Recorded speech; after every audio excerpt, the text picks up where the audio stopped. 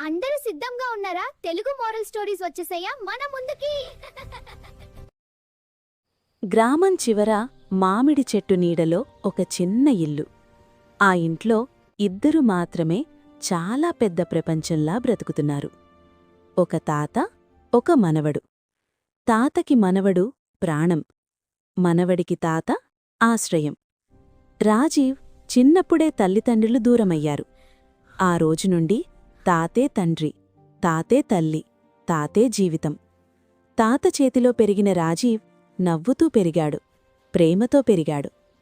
తాత: బాబూ, మనిషికి గొప్ప ఆయుధం మంచి మనస్సు అని చెప్పేవాడు.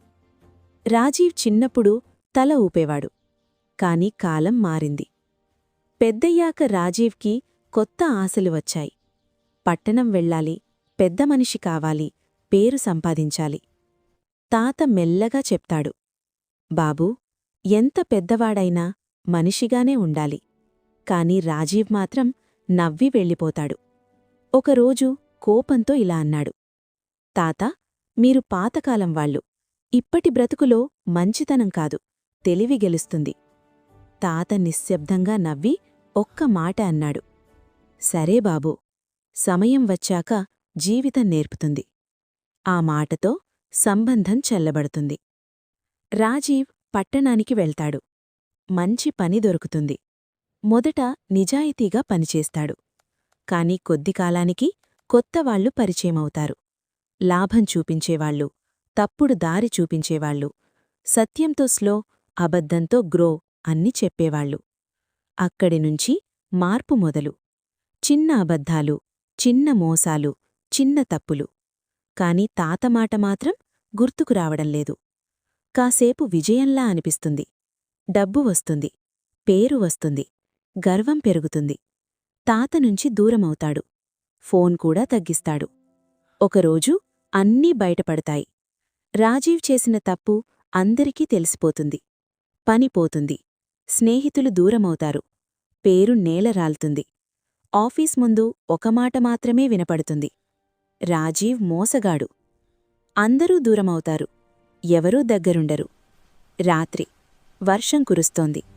రాజీవ్ ఒంటరిగా కూర్చుంటాడు. అప్పుడు మాత్రమే అర్థమవుతుంది: ప్రపంచం అంతా ఉన్నా మనవాళ్లు లేకపోతే మనిషి ఒంటరివాడే. అక్కడ ఒక్క పేరే గుర్తుకు వస్తుంది: తాత. వానలో తడుస్తూ రాత్రి ఆలస్యంగా గ్రామానికి వస్తాడు. తలుపు తడతాడు. వణుకుతూ నిలబడతాడు. తాత తలుపు తీయగానే నవ్వుతాడు. ఏమీ అడగడు, ఏమీ తీర్పు చెప్పడు. కేవలం ఇలా అంటాడు: రా బాబూ, చాలా రోజులైంది కదా. రాజీవ్ కాళ్ల దగ్గర కూర్చుని ఏడుస్తాడు. తాత, నేను తప్పు చేశా, మీ మాట వినలేదు. తాత అతన్ని హత్తుకుంటాడు. తప్పు చేయనివాడు మనిషి కాదు బాబూ. తప్పు గ్రహించనివాడే నిజంగా తప్పు. ఆ రాత్రి రాజీవ్ మళ్లీ పుడతాడు. రాజీవ్ కొత్త జీవితం మొదలుపెడతాడు. ఈసారి అహంకారం లేదు, దూకుడు లేదు, అబద్ధం లేదు. చిన్న పనైనా గౌరవంగా చేస్తాడు. మనుషులు గౌరవిస్తారు. గౌరవం తిరిగి వస్తుంది. తాత హృదయంలో ఆనందం పెరుగుతుంది. అప్పుడే తాత బలహీనపడతాడు. డాక్టర్లు చెప్తారు: వయసయింది, రోజులు ఎక్కువ లేవు. రాజీవ్ గుండె కొట్టుకుంటుంది. తాత పక్కన కూర్చుని చేతిని పట్టుకుని ఏడుస్తాడు.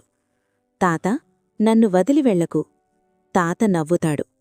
బాబూ, నేను ఎక్కడికీ పోను. నేను నీలోనే ఉంటాను. చివరి మాట చెప్తాడు: జీవితం గెలవడం కాదు, మనిషిగా నిలబడటమే అసలు గెలుపు. అలా తాత కళ్లను మూసుకుంటాడు. నిశ్శబ్దం, కన్నీళ్లు, చిరునవ్వుతో వెళ్ళిపోయిన తాత. తాత సమాధి ముందు నిలబడి రాజీవంటాడు: తాత, నువ్వు లేవని కాదు, నువ్వు నేర్పిన జీవితం నాతోనే ఉంది. ఆ రోజునుండి రాజీవ్ పెద్ద మనిషి కాదు, మంచి మనిషి అవుతాడు. తాత పేరుమీద మంచి పనులు చేస్తాడు. ప్రజలకు ఉపయోగపడే పనులు చేస్తాడు. ప్రతి విజయంలో ఒక మాట చెప్తాడు: ఇది నా విజయం కాదు, నా తాత విజయం. ఈ కథ మనకి చెప్పేది ఒక్కటే: గెలవడం కన్నా మనిషిగా నిలబడటం గొప్పది. నిజాయితీతో బ్రతికితే ఆలస్యమైన గౌరవం తిరిగి వస్తుంది.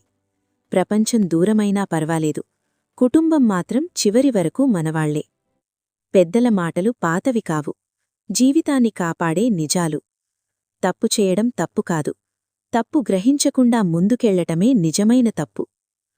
ప్రేమతో బ్రతికితే హృదయం గెలుస్తుంది, నిజాయితీతో బ్రతికితే గౌరవం వస్తుంది, వినయంతో బ్రతికితే జీవితం ఎప్పుడూ ఓడించదు. మన ముందున్న పెద్దవాళ్లు కథలు చెప్పడానికి కాదు, జీవితం చూసి మాట్లాడతారు. వాళ్ల ప్రతి మాట వెనుక ఒక అనుభవం ఉంటుంది, ఒక బాధ ఉంటుంది, ఒక గెలుపు ఉంటుంది. మనం పెద్దవాళ్ల మాట వినకపోతే జీవితం తప్పకుండా ఒకరోజు కఠినంగా నేర్పిస్తుంది. కాని వాళ్ల మాట వింటే మన ప్రయాణం సులభమవుతుంది, మన జీవితం సురక్షితమవుతుంది. అందుకే మన పక్కనున్న తాతలు, అమ్మమ్మలు, పెద్దలు వాళ్లు మాట్లాడితే వినాలి, గౌరవించాలి, అర్థం చేసుకోవాలి. ఎందుకంటే వారు చెప్పేది మాట కాదు, అనుభవం.